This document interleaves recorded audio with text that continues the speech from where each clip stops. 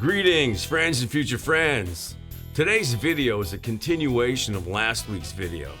Last week I showed you how you can import an MP3 file into the Korg Pa5x, play it, adjust the volumes, and then you could assign the outputs of that player to different outputs. 1, 2, left, right, 3, 4, whatever. And this week I want to show you how you can create an MP3 file with the Korg Pa5x. How you can change the variations, add fills, actually do a little solo. Whatever you create with the Korg Pa5x can be recorded at the same time, and then you can use that MP3 file, either export it or bring it right back into the Korg Pa5x. Really cool stuff. So let's get started. Okay, I've got the Korg Pa5x all fired up, and I got a nice tight shot on the screen. I want you to see the screen a little clearer today. Sometimes when I shoot that monitor above, it's not as clear. And so we got a nice tight shot on the screen. Now, you can see I've got Chain the Fool's O2, one of my variations in my styles, and it's in player 1. And if I hit an E minor, it plays that style. So now what we're going to do is we're going to change that style into an MP3. We're going to actually record it into an MP3 format. So the first thing we're going to do, if you remember in previous videos, I take my outs of the keyboard and I run them to different things. So we're going to go into settings, then we're going to go into audio video, and you can see already that the bass is going out 3 and 4 and my drums are going out to 1 and 2. So one big thing about the MP3 recorder, it only records the left and right channels of the Korg Pa5x. So if I had it set up like this and I went to record that MP3 file, you probably wouldn't hear the bass or the drums. So we're going to change that to left and right. And we're going to change the drums to left and right. And exit out of that. Now, everything, all the accompaniments, all the pads. Matter of fact, let's go back and look at that. Yeah, you can see all my pads and everything are going out left and right. So everything this keyboard is doing in player 1, and remember, it could be different in player 2. Now, player 2, I'm not going to change because for this example, I don't need to change it, but it's right there.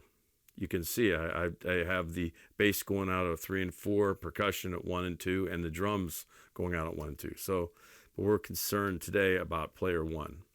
Exit out of that, and we'll move on to the next thing. Okay, let's start recording an MP3. What you got to do is go over here and hit Record Edit. It brings you to this screen. And it's simple. It's right down here. It says Audio Record.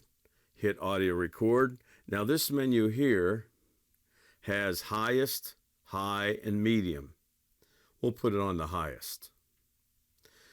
And we'll get out of that disc. We're going to be recording the disc. And down here, it'll record the disc. I haven't tried it on the USB drive, but I've tried it many times on the disc, and it seems to work fine. So we're ready to record. Now, all we're going to do is hit record. And if we hit Record Edit again, it'll bring us back to the main screen. And you'll see up here, it's saying Record MP3. So let's hit that E minor again. We'll add little keyboards in there.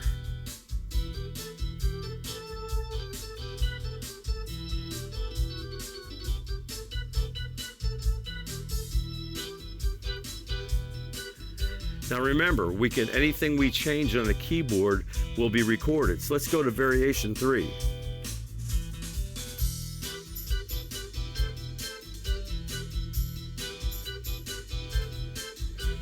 Go to variation 4.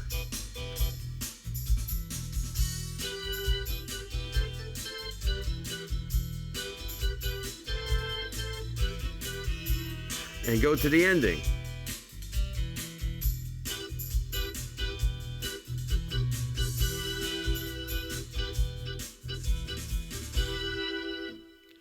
Now we can go to Record Edit again. Hit Stop. And now it's going to ask us to save it. And we'll just save it as take 1. Now we have just recorded the MP3. Now let's get out of this record, exit out of that, and let's go over here to player 2 and go to song. And there you go. Here is the MP3 we just recorded. We bring that up, and now we'll switch over to player 2. And now the style we just recorded is now in player 2. Okay, we've got take 1 loaded up into player 2. And that is the MP3 we recorded of that style just a little while ago.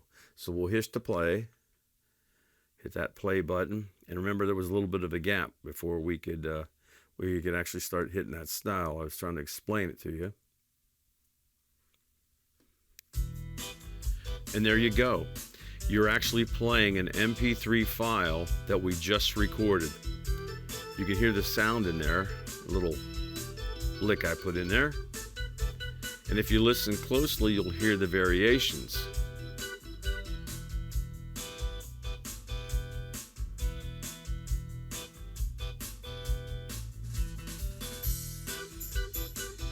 We were in variation 3.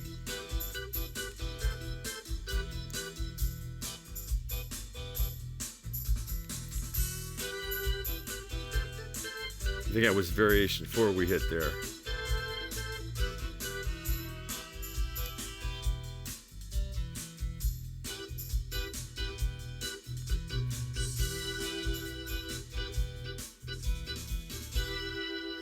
And the ending plays.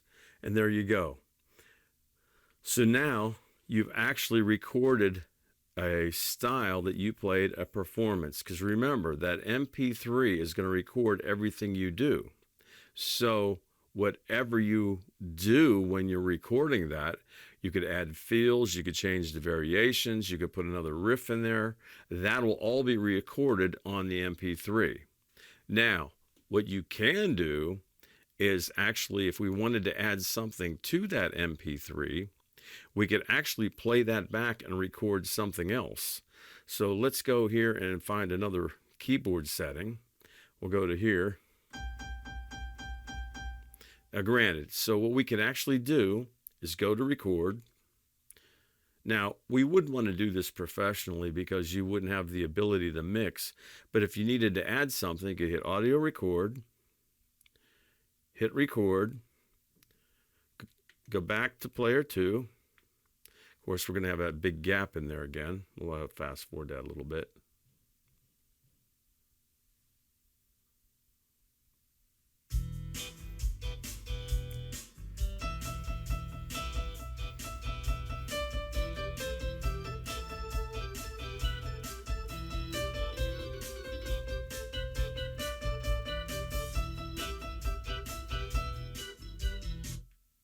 Come back here and hit stop. And we're going to say, let's make that take 2. Go OK. Save. Now we exit out of this. If we go into player 2 again, there's take 2. If we bring that up, let's exit. We play that.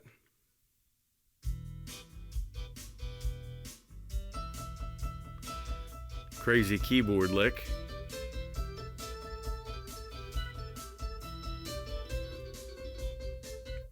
But you can see how we just overdubbed over top of that. Now granted, if you were actually producing music, you wouldn't want to do it that way because you have now, I really can't change the volume of that keyboard sound. But if you really wanted to, you could do it that way. But let's go back to take 1. I want to show you another thing here. So we got take 1 playing. Let's get it all fired up here. Let's get where it's playing.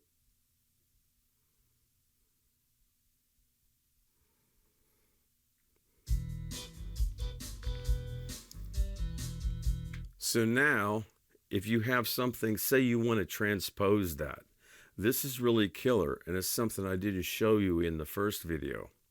So I have, if you look right here, we're tuned at, if you look right here, you'll see we're tuned at 0. We're at natural tuning. But if we hit that player, it's exactly the way we recorded it. We recorded it in E. But if I drop this down too, and now hit that play button,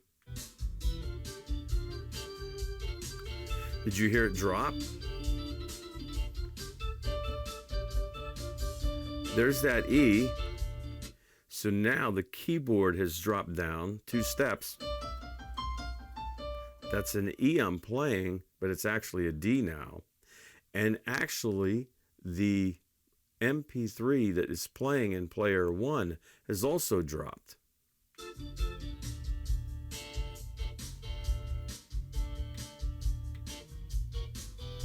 Now we're back to normal. If we go down 2 steps,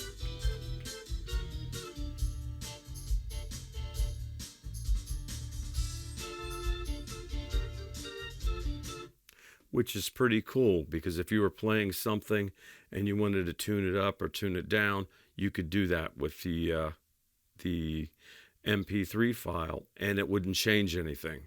So if we wanted to go to this other style, because if we did go to style here and hit E minor, that's the same thing as we're playing in player 2. So one cool thing, it will transpose the MP3 file down the number of steps that you have listed. So if I go back to 0, the keyboard's back to normal. So the last thing I want to show you is if we go to File on the deck of the keyboard, you can see we have the 2 takes that we recorded. I'm going to plug in my flash drive, and you'll see my flash drive pop up. Okay, file transfer. I go hit file transfer. You can see it's empty. We'll go to Korg disk. We'll go to take 1, hit copy.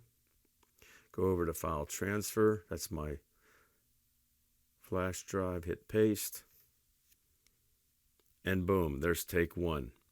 So what we've just done is take and recorded a style, converted it into an MP3 file, and now sent it out to the flash drive.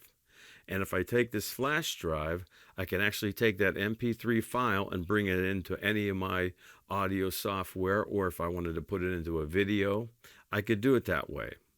Now, again, if you go back and watch my video, the Korg Pa5x in the DOS system, you'll see how I actually transfer stuff, because I like to have that added element. But if you're in a hurry and you want to create a style real quick, and you have a really good mix on that, because remember, this is going to be a stereo file. There's not going to be any way you can adjust. If that keyboard or that guitar is too loud, you're not going to be able to adjust it because it's in that mix. Because this is whatever you recorded on that Korg Pa5x is what's going to be on that file. But you can take that file, and maybe you just want the drums and the bass. You could actually do that. You know, actually, theoretically, if we went back to exit, went back to our player 1, we could actually, if you wanted to, you could probably do that. You could go into, let's go into style.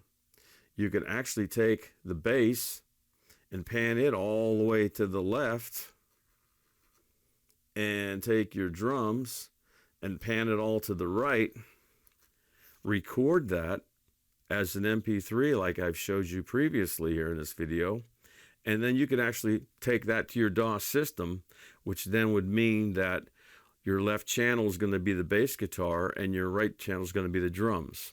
Again, I wouldn't use that to produce music, because even the drums, I want to bring them into a little more of a stereo mix. But you could do that. Or any of these, you could solo, because then actually if I did that, I would hit solo, solo, and now only the drums and the bass are going to be recorded by that MP3.